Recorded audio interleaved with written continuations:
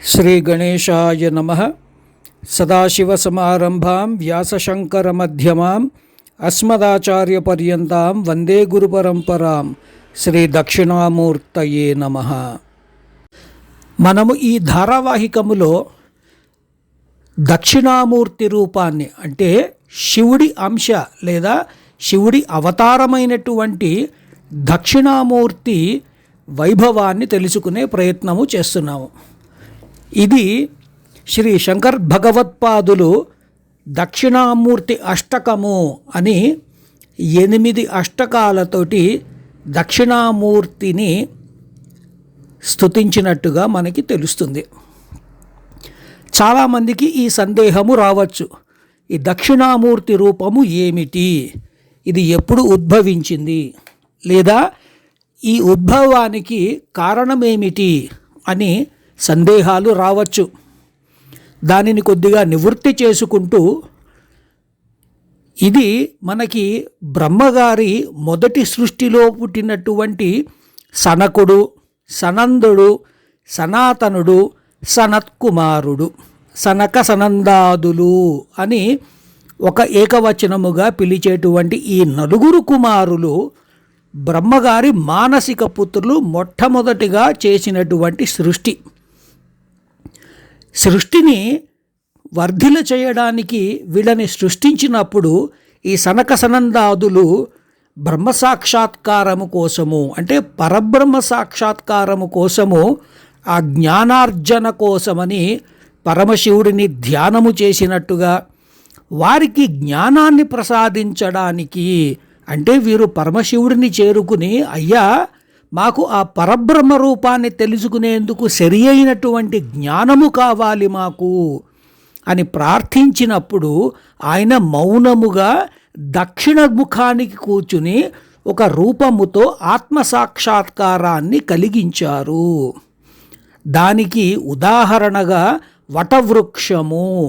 ఆ వటవృక్ష మూలములో కూర్చుని దక్షిణముఖముగా ఆయన మౌనముగా కూర్చుంటూ వారికి జ్ఞాన సాక్షాత్కారాన్ని చేశారు. అలా ఈ దక్షిణామూర్తి రూపము అవతరించింది అని మనకి పురాణ గాథలు చెబుతున్నాయి. ఈ విధముగా సనక సనందాదులు శివుడిని జ్ఞానము కోసము ప్రార్థించగా, వటవృక్షము అంటే మర్రి చెట్టు కింద దక్షిణముఖముగా కూర్చుని ఒక యువకుడిగా కూర్చుని 4 చేతులలో, ఒక చేతిలో జపమాల అంటే అక్షమాల అని కూడా పిలుస్తారు, అగ్నిని, ఢమరుకాన్ని, చిన్ముద్రని ధారణ చేసి 4 చేతులతోటి మౌనముగా కూర్చుని జ్ఞానాన్ని ప్రసాదించినట్టుగా ఈ దక్షిణామూర్తి అవతారము మనకి తెలియచేస్తోంది. ఈ జ్ఞానస్వరూపమైనటువంటి దక్షిణామూర్తి అవతారాన్ని శంకర భగవత్పాదులు దక్షిణామూర్తి అష్టకము అని రచించారు. శంకర భగవత్పాదులు ఎన్నో కృతులు మన కోసమని ఇచ్చారు. అన్నీ ఆణిముత్యాలే. అందులో దక్షిణామూర్తి అతి అమూల్యమైనటువంటి ఆణిముత్యము. అయితే శంకర భగవత్పాదులు 8 అష్టకాలు రాసిన దక్షిణాంనాయ శృంగేరి శంకర శారదా పీఠముని మొట్టమొదటిగా అధిష్ఠించినటువంటి సురేశ్వరాచార్యులు మొదట కొన్ని ధ్యాన శ్లోకాలు, ఆఖరులో ఇంకొక 2 స్తుతులను కలిపి మొత్తము దానిని అష్టకము కాకుండా దశాష్టకము చేశారు. అందుకు మనకి శంకర భగవత్పాదులు 8 ఇచ్చినా కూడా వారి పరంపరలో వచ్చినటువంటి మొదటి గురువైనటువంటి సురేశ్వరాచార్యులు ఇంకొక 2 అష్టకాలని అంటే ఇంకొక 2 శ్లోకాలని కలిపి దానిని దశాష్టకము చేశారు. మొదటిలో కొన్ని ధ్యాన శ్లోకాలని కలిపారు. సురేశ్వరాచార్యులు ధ్యాన శ్లోకాలను కలిపిన దాంట్లో మొదటి శ్లోకము వచ్చేసి మనకి ఓం మౌన వ్యాఖ్యా ప్రకటిత పరబ్రహ్మతత్వం యువానం వర్షిష్ఠాంతే వసదృషిగణైరావృతం బ్రహ్మనిష్టై ఆచార్యేంద్రం కరకలిత చిన్ముద్రమానందరూపం స్వాత్మారామం ముదితవదనం దక్షిణామూర్తిమీడే. ఇది మనకి మొదటి శ్లోకము. అంటే మౌన వ్యాఖ్య ప్రకటిత, అంటే మౌనముగా వ్యాఖ్యానము చేస్తూ పరబ్రహ్మతత్వాన్ని ప్రకటిస్తున్నటువంటి యువకుడి రూపములో ఉన్న ఆ దక్షిణామూర్తి వర్షిష్ఠాంతే వసదృశిగణై ఆవృతం బ్రహ్మనిష్టై, అంటే బ్రహ్మనిష్టాగరిష్ఠులైనటువంటి సనక సనందాదుల గురించి మాట్లాడుకున్నాము కదా. అటువంటి వారు మరియు వారితో పాటు వచ్చిన వరిష్ఠమైనటువంటి ఋషిగణాలతో ఆవృతమై, అంటే పరివృతమై లేదా చుట్టుముట్టబడి, ఆచార్యేంద్రం అంటే ఆచార్యులలో గొప్పవాడు ఆయన చుట్టూరా పరివృతమై, జ్ఞాన సంకేతముగా అంటే చిన్ముద్ర అంటే జ్ఞానానికి సంకేతము. అందుకే ఇందాక మనం చెప్పుకున్నట్టుగా ఆయన చిన్ముద్రలో ఉంటారు. అంటే అదొక ఆనందమూర్తి రూపము. తనలో తనని బహిర్గతము చేసుకుంటూ ముదిత వదనుడై చిరునవ్వుతో ఉన్నటువంటి ఆ దక్షిణామూర్తిని నేను నమస్కరిస్తున్నాను అంటోంది ఈ మొట్టమొదటి ధ్యాన శ్లోకము. రెండవ ధ్యాన శ్లోకము వట విటపి సమీపే భూమి భాగే నిషణ్ణం సకలముని జనానాం జ్ఞానదాతారమారాత్ త్రిభువన గురుమీశం దక్షిణామూర్తిదేవం జనన మరణ దుఃఖచ్ఛేద దక్షం నమామి. వట విటపి సమీపే అంటే వటవృక్షము కింద నేలపై కూర్చున్నవాడు, అది భూమి భాగే నిషణ్ణం. సకల ముని జనానాం అంటే తన చుట్టూరా చేరినటువంటి మునిజనాలకి జ్ఞానదాతారమారాత్ అటువంటి తన చుట్టూరా కూర్చున్న వాళ్ళందరికీ జ్ఞానాన్ని ప్రసాదించేవాడు. త్రిభువన గురుం ఈశం దక్షిణామూర్తిదేవం త్రిలోకాలకి గురువు ఈశుడు దేవుడైన దక్షిణామూర్తిని జనన మరణ దుఃఖచ్ఛేద దక్షం నమామి. ఈ జనన మరణాల పరిచక్రముని బాధల నుంచి తప్పించేవాడు, ఛేదనము చేసేవాడు అంటే త్యజింపచేసేవాడు, నాశనము చేసేటువంటి ఆ దక్షిణామూర్తికి నేను నమస్కరిస్తున్నాను అంటోంది రెండవ శ్లోకము.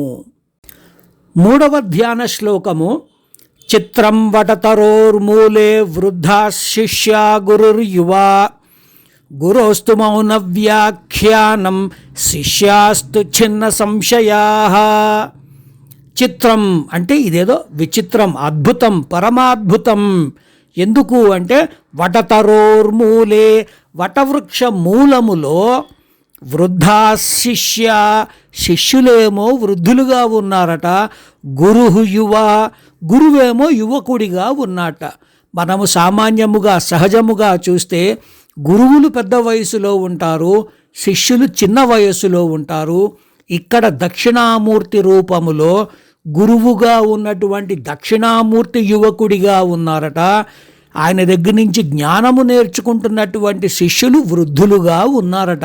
అందుకు శంకర భగవత్పాదులు ఇదేదో విచిత్రముగా అద్భుతముగా ఉంది, గురువేమో యువకుడిగా ఉన్నారు, శిష్యులేమో వృద్ధులుగా ఉన్నారు అని. ఇంకో ఆశ్చర్యం ఏమిటి? గురోస్తు మౌన వ్యాఖ్యానం గురువేమో మౌనముగా వ్యాఖ్యానము చేసేస్తున్నారట. మౌనముగా ఉండడం ఏంటి, వ్యాఖ్యానము చేయడం ఏమిటి అంటే ఆయన కన్ని సైగలతోటి ఆయన ద్వారా జ్ఞానము ఆయన ఆ అవతార రూపము నుంచి బహిర్గతమై శిష్యులు ఆ బహిర్గతమైనటువంటి జ్ఞానాన్ని ఆస్వాదించేస్తున్నారట. దానివల్ల ఏమవుతోంది, శిష్యాస్తు చిన్న సంశయాః శిష్యుల యొక్క సంశయాలు సందేహాలు ఏమున్నాయో అవన్నీ తొలగిపోతున్నాయట. నాలుగవ శ్లోకము నిధయే సర్వ విద్యానాం భిషజే భవరోగిణాం గురవే సర్వలోకానాం దక్షిణామూర్తయే నమః. ఆ దక్షిణామూర్తి అవతారము ఎలా ఉందంటే, సర్వ విద్యలకు నిధి, భవరోగాలకి వైద్యుడు, భిషజే అంటే వైద్యుడు, భవరోగాలు అంటే ఈ ప్రాపంచిక సాంసారిక ఇబ్బందులు అని. గురవే సర్వలోకానాం, సర్వలోకాలకి గురువైనటువంటి ఆ దక్షిణామూర్తికి నమస్కరిస్తున్నాను అంటోంది ఈ శ్లోకము. తదుపరి శ్లోకము, ఓం నమః ప్రణవార్థాయ శుద్ధజ్ఞానైకమూర్తయే నిర్మలాయ ప్రశాంతాయ దక్షిణామూర్తయే నమః. ఓం నమః ప్రణవ అర్థాయ అంటే ఆ ప్రణవ బీజాక్షర అంటే ఓంకార స్వరూపుడని, శుద్ధజ్ఞానైకమూర్తయే అంటే శుద్ధమైన అద్భుతమైనటువంటి జ్ఞానానికి ఏకైక మూర్తి, నిర్మలాయ అంటే నిర్మలమూర్తికి, ప్రశాంత రూపుడికి, ఆ రూపాలలో ఉన్నటువంటి దక్షిణామూర్తికి నేను నమస్కరిస్తున్నాను. చిద్ఘనాయ మహేశాయ వటమూల నివాసినే సచ్చిదానందరూపాయ దక్షిణామూర్తయే నమః. దృఢమైన చిత్ అంటే చైతన్య రూపుడికి, మహేశుడికి, వటమూలములో నివసించేవాడికి, సత్ చిత్ ఆనందరూపుడు అయినటువంటి ఆ దక్షిణామూర్తికి నేను నమస్కరిస్తున్నాను. తదుపరి శ్లోకము, ఆఖరిదైనటువంటి ధ్యాన శ్లోకము, ఈశ్వరో గురురాత్మేతి మూర్తిభేద విభాగినే వ్యోమవత్ వ్యాప్తదేహాయ దక్షిణామూర్తయే నమః. ఆ పరమేశ్వరుడే ఈ గురు రూపములో ఉన్నవాడు. అది ఈశ్వర గురు ఆత్మ ఇతి. మూర్తిభేద విభాగినే కేవలము రూపాలుగా విభజించబడ్డారు తప్ప, అంటే ఆకారముగా రెండుగా అంటే దక్షిణామూర్తిగా ఈశ్వరుడిగా కనిపిస్తున్న వాళ్ళిద్దరూ ఒకటే. ఆ రూపము ఎలా ఉంది? వ్యోమవత్ ఆకాశమంతటా వ్యాప్తదేహాయ, ఆకాశము ఎలా విస్తరించి ఉంటుందో తన జ్ఞానమనే ఆ ఆకారాన్ని ఆకాశమంతా వ్యాపించి ఉన్నటువంటి ఆ దక్షిణామూర్తి రూపానికి నేను నమస్కరిస్తున్నాను అంటూ ఈ కొన్ని ధ్యాన శ్లోకాలని సురేశ్వరాచార్యుల వారు దక్షిణామూర్తి స్తోత్రానికి మొదటగా జోడించడము జరిగింది. శంకర భగవత్పాదులు విరచించినటువంటి అష్టకము అంటే 8 శ్లోకాలు, సురేశ్వరాచార్యుల వారు జోడించినటువంటి చివరలో 2 శ్లోకాలు పూర్తిగా కలిపి దశకము స్తోత్రమేమిటో ఇప్పుడు చూద్దాము. మొట్టమొదటి శ్లోకము, విశ్వం దర్పణ దృశ్యమాన నగరీ తుల్యం నిజాంతర్గతం పశ్యన్నాత్మని మాయయా బహిర్వోద్భూతం యథా నిద్రయా యస్సాక్షాత్ కురుతే ప్రబోధ సమయే స్వాత్మానమేవాద్వయం తస్మై శ్రీ గురుమూర్తయే నమ ఇదం శ్రీ దక్షిణామూర్తయే. దీని అర్థం ఏమిటంటే, ఈ చరాచర ప్రపంచాన్ని అద్దములో కనిపించే నగరములాగా నిద్ర నుండి లేచి ఆత్మ చైతన్యమైన తన లీలలతో ఈ చరాచర ప్రపంచాన్ని చూస్తున్నవాడు, ద్వయము కానివాడు అంటే అద్వయుడు, 2 కానివాడు, సాక్షాత్కార సమయములో తన అచంచలమైన ఆత్మలో తనని తాను రమిస్తూ అనుభవించేవాడు, అంటే తన నామరూపాలతో విశ్వాన్ని తన లీలలతో ఆడుకునేవాడు, గురు రూపములో ఉన్న దక్షిణామూర్తిని నేను నమస్కరిస్తున్నాను అని చెబుతోంది మనకి మొదటి శ్లోకము. రెండవ శ్లోకము, బీజస్యాంతరివాంకురో జగదిదం ప్రాంగ్ నిర్వికల్పం పునః మాయా కల్పిత దేశకాల కలన వైచిత్ర్య చిత్రీకృతం మాయావీవ విజృంభయత్యపి మహాయోగీవ యస్వేచ్ఛయా తస్మై శ్రీ గురుమూర్తయే నమ ఇదం శ్రీ దక్షిణామూర్తయే. దీని అర్థం ఏమిటంటే, మనం ఒక విత్తనాన్ని చూస్తాము, అంటే బీజము. ఆ బీజములో చూస్తే విత్తనమేమో చిన్నగా ఉంటుంది, కానీ దాంట్లో పెద్ద వటవృక్షము మొలవచ్చు కాదు మొలుస్తుంది. అలా ఒక విత్తనములో ఒక మహా చెట్టు ఉన్నట్టు ఈ జగత్తు అంతా లయము చేసి మళ్ళా దాన్ని పునర్నిర్మించగల శక్తి గలవాడు. అంటే ఈ జగత్తుని మళ్ళీ తన మాయతో కాలాన్ని ప్రదేశాన్ని చిత్ర విచిత్రముగా కల్పన చేయగలవాడు. గొప్ప యోగిలాగా తన స్వేచ్ఛతో సమాధి స్థితిలోకి వెళ్ళి ప్రవేశించగలవాడు. సమాధి నుండి బయటికి వచ్చినప్పుడు ప్రపంచము యొక్క ఆవిష్కారాన్ని చూసేవాడు మరియు సాక్ష్యమిచ్చేవాడు. గురు రూపములో ఉన్న ఆ దక్షిణామూర్తిని నేను నమస్కరిస్తున్నాను. 3వ శ్లోకము. యస్యైవ స్ఫురణం సదాత్మకమసత్కల్పార్థకం భాసతే సాక్షాత్ తత్వసమీతి వేదవచసా యో బోధయత్యాశ్రితాన్ యస్సాక్షాత్ కరణాద్భవేన పునరావృత్తిర్భవాంభోనిధౌ తస్మై శ్రీ గురుమూర్తయే నమ ఇదం శ్రీ దక్షిణామూర్తయే. దీని అర్థం ఏమిటంటే, ఎవరి యొక్క ఆవిర్భావాలు అన్నీ వాస్తవము, అంటే మనకి ప్రస్ఫుటముగా కనిపిస్తూ, ఇది ఏది కూడా అవాస్తవము కాదు. ఇవన్నీ మనకి ప్రపంచములో స్థూల లేదా చర అచరముగా, జంగమము, స్థూలముగా అంటే కదిలేవి కదలని వస్తువులుగా మనకిక్కడ కనిపిస్తూనే ఉన్నాయి. ఇవన్నీ మనకి తెలియాలి అంటే, ఉదాహరణకి ఎవరిని ఆశ్రయిస్తే మనము శరణాగతిని పొందితే సాక్షాత్తుగా త్వం అసి, తత్వమసి అనే వేదసారాన్ని తన బోధన ద్వారా సాక్షాత్కారము చేయించగలడు. అలాగే ఎవరి యొక్క సాక్షాత్కారముతో పునర్జన్మ మరియు ఈ ప్రాపంచిక బాధలుండవో అటువంటి గురురూపములో ఉన్నటువంటి దక్షిణామూర్తిని నేను నమస్కరిస్తున్నాను అంటోంది ఈ 3వ శ్లోకము. 4వ శ్లోకానికి వస్తే, నానాఛిద్ర ఘటోదర స్థిత మహాదీప ప్రభాభాస్వరం జ్ఞానం యస్య తు చక్షురాదికరణాద్వారా బహిస్పందతే జానామీతి తమేవ భాంతమనుభాత్యే తత్సమస్తం జగత్ తస్మై శ్రీ గురుమూర్తయే నమ ఇదం శ్రీ దక్షిణామూర్తయే.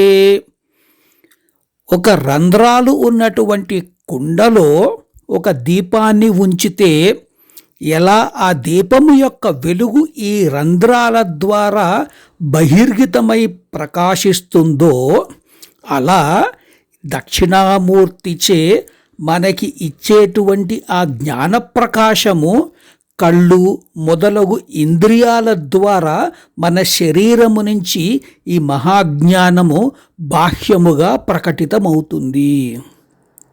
అది ప్రకటితమవ్వడమే కాక ఎవరి యొక్క తేజస్సుతో ఈ ప్రపంచమంతా ప్రకాశిస్తోందో ఇది అంతా నీ వల్లనే అని తెలుసుకునే జ్ఞానాన్ని మనకి కలిగిస్తున్నటువంటి ఆ గురు రూపములో ఉన్న దక్షిణామూర్తిని నేను నమస్కరిస్తున్నాను అంటోంది 4వ శ్లోకము. 5వ శ్లోకము. దేహం ప్రాణమపీంద్రియాణ్యపి చలాం బుద్ధిం చ శూన్యం విదుః స్త్రీ బాలాంధజడోపమాస్త్వహమితి భ్రాంతా భృశం వాదినః మాయాశక్తి విలాసకల్పిత మహావ్యామోహ సంహారిణే తస్మై శ్రీ గురుమూర్తయే నమ ఇదం శ్రీ దక్షిణామూర్తయే. ఈ శ్లోకములో గూఢమైనటువంటి భావార్థము దాగి ఉన్నది. ఏమిటి అంటే సహజముగా మనుజులు ఈ సమాజములో ఏమంటారంటే ఈ దేహము, ప్రాణము, ఇంద్రియాలు, చలనము, బుద్ధి, శూన్యము ఇవన్నీ తమ నిజమైన ఉనికని భావిస్తూ ఉంటారు కొందరు. ఇంకొందరేమో ఈ భ్రాంతిలో ఉండి వాళ్ళు స్త్రీలు, మేము మగవాళ్ళము, వీళ్ళు పిల్లలు, వాళ్ళు అంధులు, వీడు జడత్వములో ఉన్నవాళ్ళు అంటూ వాదిస్తూ సమయాన్ని వృథా చేస్తారు తప్ప సత్యాన్ని అంగీకరించరు. ఎవరి మాయ యొక్క శక్తి విలాసాల ద్వారా సృష్టించబడిన ఈ గొప్ప మాయ ఎవరిచే నాశనము చేయబడుతుందో అంటే ఆ నాశనముని తెలుసుకోవాలంటే జ్ఞానము కావాలి కదా. ఆ జ్ఞానాన్ని ఇచ్చేటువంటి దక్షిణామూర్తికి నేను నా నమస్కారాన్ని సమర్పిస్తున్నాను అంటుంది 5వ శ్లోకము. 6వ శ్లోకము రాహుగ్రస్త దివాకరేందు సదృశో మాయా సమాచ్ఛాదనాత్ సన్మాత్ర కరణోపసంహరణతో యో భూత్ సుషుప్తః పుమాన్ ప్రాగస్వాప్సమితి ప్రబోధ సమయే యః ప్రత్యభిజ్ఞాయతే తస్మై శ్రీ గురుమూర్తయే నమ ఇదం శ్రీ దక్షిణామూర్తయే. ఈ శ్లోకములో కూడా చాలా గూఢార్థమైనటువంటి ఒక రహస్యము దాగి ఉంది. ఏమిటి అంటే గ్రహణ సమయములో రాహువు సూర్యచంద్రులని గ్రహించవచ్చు, కానీ అది తాత్కాలికము. వాళ్ళ తేజస్సు ఎలా ఉంటుందో అది అదే విధముగా ఉంటుంది, మార్పు చెందదు. కేవలము ఒక తాత్కాలికమైనటువంటి సమయము. అదే మనము గ్రహణ సమయము అంటున్నాము. అదే విధముగా జ్ఞానశక్తి కూడా గాఢ నిద్రలో మాయ ద్వారా గ్రహణము చెందుతుంది. ఆ మాయ యొక్క ముసుగు కారణముగా గుర్తించబడనప్పటికీ, అంటే ఈ గ్రహణము వల్ల మనము గ్రహించలేకపోయినా జ్ఞానశక్తి స్వచ్ఛమైనదిగా అలాగే ఉంటుంది. మేలుకున్న వ్యక్తి తాను నిద్రపోయినట్లుగా ఎలా తెలుసుకుంటాడో అదే విధముగా తన సొంత స్పృహతో మేల్కొన్న వ్యక్తి తన మునుపటి అజ్ఞాన స్థితిని గుర్తించి దాంట్లోంచి బయటికి వచ్చే ప్రయత్నము చేస్తాడు. ఆ బయటికి వచ్చే ప్రయత్నము ఎవరి వల్ల అంటే సాక్షాత్తుగా దక్షిణామూర్తి స్వాముల వారిదే. అందుకు ఎవరి అనుగ్రహము వల్ల ఒక వ్యక్తి తన ఆత్మజ్ఞానాన్ని తెలుసుకుంటాడో ఆ అనుగ్రహాన్ని ఇస్తున్నటువంటి దక్షిణామూర్తిని నేను నమస్కరిస్తున్నాను అంటోంది ఈ 6వ శ్లోకము. 7వ శ్లోకము బాల్యాదిష్వపి జాగ్రత్తాదిషు తథా సర్వాస్వవస్థాస్వపి వ్యావృత్తాస్వనువర్తమానమహమిత్యంతఃస్ఫురంతం సదా స్వాత్మానం ప్రకటీకరోతి భజతాం యో ముద్రయా భద్రయా తస్మై శ్రీ గురుమూర్తయే నమ ఇదం శ్రీ దక్షిణామూర్తయే. బాల్యాదిష్వపి అంటే ఈ దేహానికి వివిధ స్థితులు ఉన్నాయి. బాల్యము, యవ్వనము, వృద్ధాప్యము అంటూ మనకి ఎన్నో స్థితులు ఉన్నాయి. అలాగే ఇతర స్థితులు ఏమిటి? మెలకువగా ఉండడము, నిద్రపోతున్నాం అనుకుంటున్నాం కానీ కలలు కంటున్నాము, గాఢ నిద్రలో ఉన్నాము, సుషుప్త స్థితిలో ఉన్నాము. ఇలా ఎన్నో ఇతర పరిస్థితులలో ఉన్నా కూడా తమ జ్ఞానము ద్వారా, అంటే స్వామి యొక్క అనుగ్రహము ద్వారా, ఆయన జ్ఞానముద్ర చిన్ముద్ర రూపములో ముద్ర వేసుకుని అభయహస్తం ఇస్తారు కదా, అలా తన జ్ఞానము ద్వారా భక్తులకు తన స్వరూపాన్ని బహిర్గతము చేసి, అలాగే నిరంతరము తనని తాను నేను, అంటే ఉన్నవాడిని నేను, ఇది సర్వము చేస్తున్నది నేనే అని ప్రకటించుకునేటువంటి దక్షిణామూర్తికి నేను నమస్కరిస్తున్నాను అంటోంది 7వ శ్లోకము. 8వ శ్లోకానికి వస్తే విశ్వం పశ్యతి కార్యకారణతయా స్వస్వామి సంబంధతః శిష్యాచార్యతయా తథైవ పితృపుత్రాధ్యాత్మనా భేదతః స్వప్నే జాగ్రతి వా య ఏష పురుషో మాయా పరిభ్రామితః తస్మై శ్రీ గురుమూర్తయే నమ ఇదం శ్రీ దక్షిణామూర్తయే. ఈ శ్లోకం ఏం చెప్తోంది? స్వప్నము లేదా జాగ్రత్త అవస్థ స్థితులలో ఉన్న మనుజుడు మాయలో పరిభ్రమిస్తూ ఉంటున్నాడు. అనగా ఒకరు తన స్వామి యొక్క సత్సంబంధము ద్వారా కార్యకారణాలతో ఈ విశ్వాన్ని చూస్తున్నాడు. మరొకరు ఇది కారణము, దాని యొక్క ప్రభావముగా ఈ విశ్వాన్ని చూస్తున్నాడు. శిష్యుడు, గురువు, తండ్రి, కొడుకు ఇలా మొదలైన సంబంధాలన్నీ ఒకే ఆత్మలోని భేదాలు అని తెలుసుకోలేక ఈ జ్ఞానాన్ని దక్షిణామూర్తుల వారు తన నిశ్శబ్ద వ్యాఖ్యానము ద్వారా ఈ జ్ఞానాన్ని మనలో మేలుకొలుపుతున్నటువంటి ఆ సాక్షాత్ మూర్తికి నేను నమస్కరిస్తున్నాను అంటోంది మనకి 8వ శ్లోకము.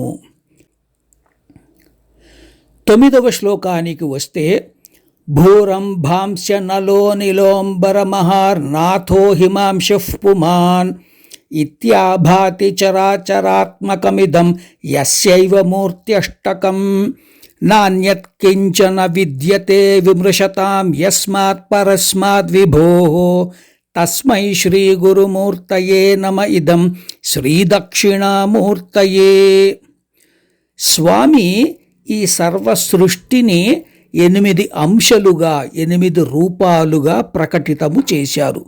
అవి ఏమిటి అంటే భూమి, నీరు, అగ్ని, గాలి, ఆకాశము, సూర్యుడు, చంద్రుడు మరియు జీవుడు.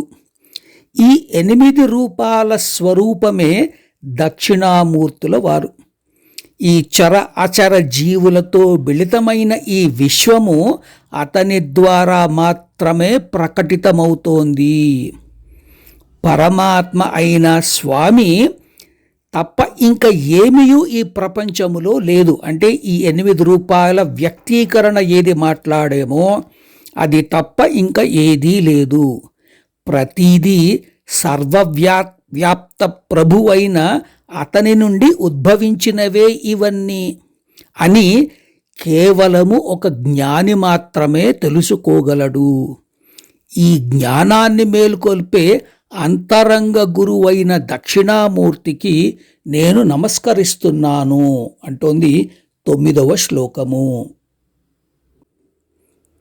10వ శ్లోకము సర్వాత్మత్వమితి స్ఫుటీకృతమిదం యస్మాదముష్మిన్స్తవే తేనాస్య శ్రవణాత్ తదర్థమననాద్ ధ్యానాచ్చ సంకీర్తనాత్ సర్వాత్మత్వమహావిభూతి సహితం స్యాదీశ్వరత్వం స్వతః సిద్ధ్యేతత్ పునరష్టధా పరిణతం చైశ్వర్యమవ్యాహతం. ఈ దక్షిణామూర్తి స్తోత్రము అంతర్లీనముగా ఉన్న ఆత్మను, అలాగే ఆ ఆత్మ యొక్క సర్వవ్యాపకత్వాన్ని సూచిస్తూ ఉంటుంది.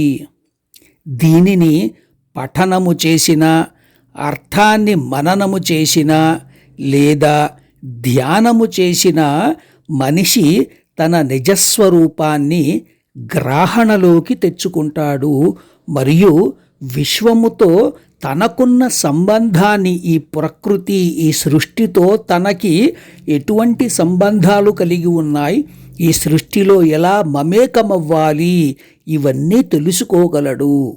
తద్వారా ఏమవుతుంది? ఈ అష్టవిధ రూపాలలో, అంటే ఇందాక పూర్వపు శ్లోకములో చూశాము కదా, 8 రూపాలలో స్వామి ఈ సర్వ సృష్టిని తయారు చేశారని, ఆ అష్టవిధ రూపాలలో పరిణితిని పొంది ఆ కీర్తితో దివ్యస్థితిని పొందుతాడు అంటూ 10వ శ్లోకముతోటి ఈ దక్షిణామూర్తి స్తుతిని ముగించారు శంకర భగవత్పాదులు మరియు సురేశ్వరాచార్యులు. ఇతి శ్రీమద్ శంకరాచార్య విరచిత దక్షిణామూర్తి స్తోత్రం సంపూర్ణం. శివాయ గురవే నమః. తత్సత్.